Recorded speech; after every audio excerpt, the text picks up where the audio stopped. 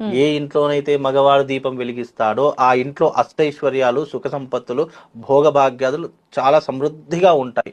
ఇంకోటి ఏంటంటే, ఏ ఇంట్లోనైతే మగవాడు దీపం వెలిగిస్తారో భార్యాభర్తలకు గొడవలు అనేటటువంటివి రావు. గుర్తుపెట్టుకోండి ఎప్పుడు.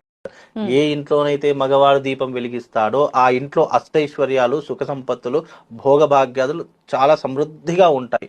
ఇంకోటి ఏంటంటే, ఏ ఇంట్లోనైతే మగవాడు దీపం వెలిగిస్తారో భార్యాభర్తలకు గొడవలు అనేటటువంటివి రావు. గుర్తుపెట్టుకోండి ఎప్పుడు. హ్మ్. ఏ ఇంట్లోనైతే మగవాడు దీపం వెలిగిస్తాడో ఆ ఇంట్లో అష్టైశ్వర్యాలు, సుఖ సంపత్తులు, భోగభాగ్యాదులు చాలా సమృద్ధిగా ఉంటాయి. ఇంకోటి ఏంటంటే, ఏ ఇంట్లోనైతే మగవాడు దీపం వెలిగిస్తారో భార్యాభర్తలకు గొడవలు అనేటటువంటివి రావు. గుర్తుపెట్టుకోండి ఎప్పుడు. హ్మ్. ఏ ఇంట్లోనైతే మగవాడు దీపం వెలిగిస్తాడో ఆ ఇంట్లో అష్టైశ్వర్యాలు, సుఖ సంపత్తులు, భోగభాగ్యాదులు చాలా సమృద్ధిగా ఉంటాయి. ఇంకోటి ఏంటంటే, ఏ ఇంట్లోనైతే మగవాడు దీపం వెలిగి